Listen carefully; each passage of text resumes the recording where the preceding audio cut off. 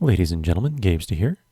This is a quick little guide to explain how to acquire a Shado-Pan Geyser Gun for your very own. You can see me holding it there. And this is kind of a fun little gimmick toy that can be acquired in Throne of Thunder. And it allows you to spray enemies and friendlies alike. You can see a clip here of me spraying our Moonkin Druid there. She runs around. So, to get this gun, let's just walk through the basic steps. So, the process for acquiring this item can be somewhat tedious, but it all takes place in the Throne of Thunder raid zone. And I haven't tested an LFR, but presumably you could do it in the LFR version. The section is the Forgotten Depths, which is the start of the second wing, the area just before Tortos. So if you're doing this in normal or heroic, after you defeat Council of Elders, you'll drop down from the Broken Bridge, and that's where this part will be. Otherwise, it's the second set of 3 bosses in the LFR version. So if you do have LFR, you can probably do this second wing, just like normal, clear the 3 bosses, and then just run back to this section and do this without leaving the instance. So to actually acquire the gun, you have to use these little spigots of water, these smaller ones on the outside here.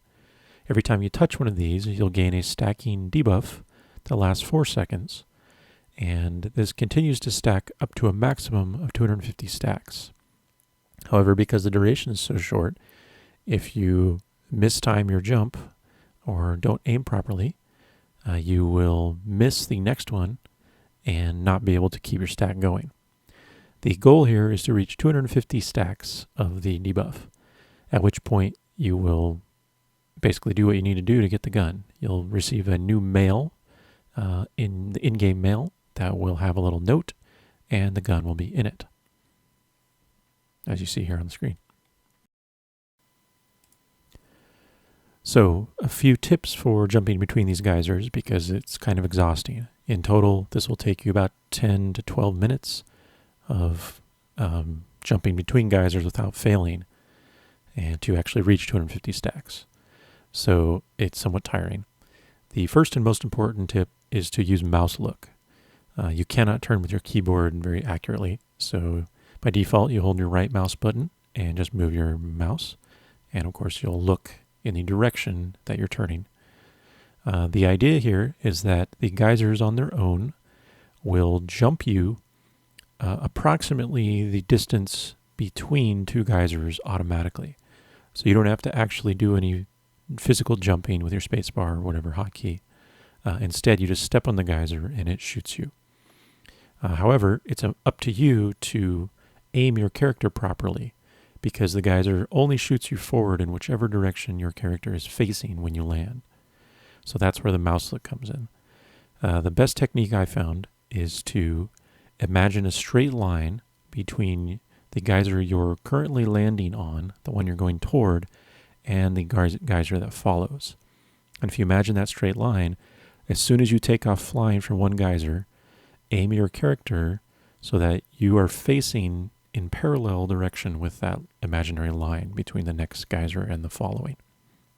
So if you watch closely here, you can see as I fly from one to the next right there, I'm aiming to the left so that when I land, my facing is basically a straight line from the geyser I landed at to the next one. If you try to turn after you land, it will be too late. You'll already fly in the direction that you were facing when you landed initially. So turn early and often.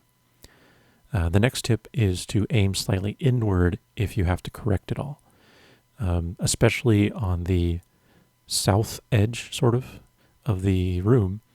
There are geysers right near the edge of the pool here, of the rock. So this one I'm coming up to, especially on the corner, is very tricky. And if you aim slightly too far out, you're going to just fall off the edge and go in the drink, and you lose your stack because it's only a few seconds. So try to correct to the inside or left edge if you're moving counterclockwise like I am. And that way, if you happen to miss, you can just quickly move your character onto the geyser manually using your keyboard. Again, make sure you maintain that facing with your mouse look so that your character is always looking toward the next geyser, but otherwise you're just correcting with your keyboard if you happen to not land directly on it. But normally you will. I would say I correct about once or twice per full round of these jumps. So that's pretty much it. Just practice, get the aiming correct as you fly to the next geyser, correct to this inside of the platform if you need to, and then use your keyboard to move your character ever so slightly while maintaining those positions. And if you do this long enough, you'll reach 250 stacks eventually, and then get that mail for the gun. And then using the gun is just keep it in your inventory, and you can use it every 30 minutes. It gives you a 5-minute buff and gives you an extra action button during that buff duration, which allows you to spray people around you, and it's just kind of fun to mess with. So that's the guide to the Shado-Pan Geyser Gun. I know it's very different from my normal guides, but it's kind of a neat little tool or toy that I found recently, so I thought I would share. Good luck, and thanks for watching.